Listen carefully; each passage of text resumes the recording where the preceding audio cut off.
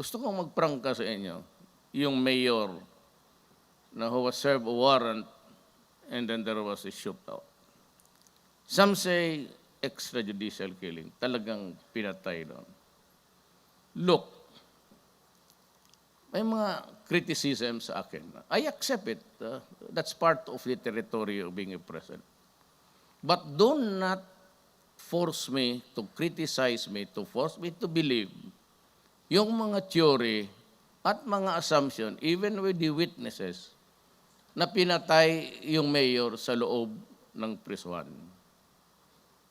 Rather, as the head of government and the chief executive, the police is under me. So the PNP chief is under my supervision and control.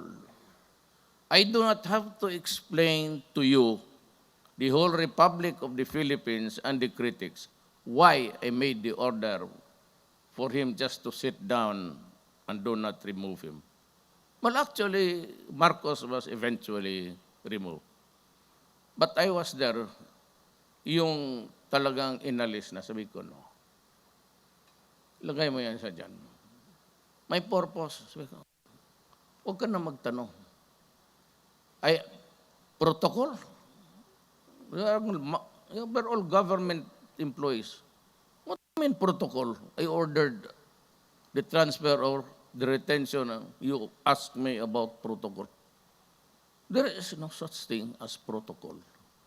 When there is absolute control and supervision, I can modify, amend, revoke any order in this executive department. Congress and Supreme Court, wala tayong pakialam.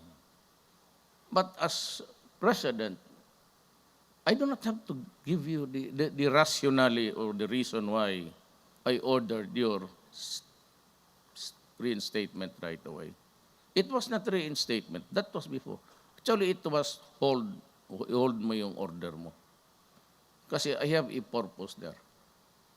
Huwag ka na magtanong kung ano. Ngayon, lumalabas. Well, of course, ako ang number one tuloy. So they are questioning my motive. Now, I knew before, no, they are now assuming that maybe I knew about the operation. Then now, bago nila is ako ang nag-utos sa loob. Whatever the reason be, that's my discretion.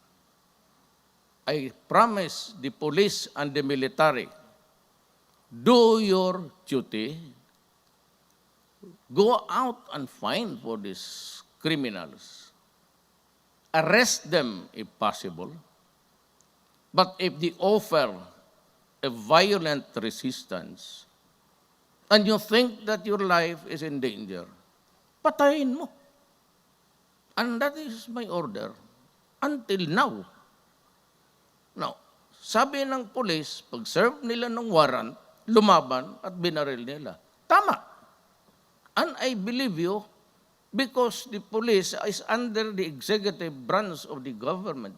Akin. So, sabi ko sa kanila, do not worry. Magtrabaho lang kayo.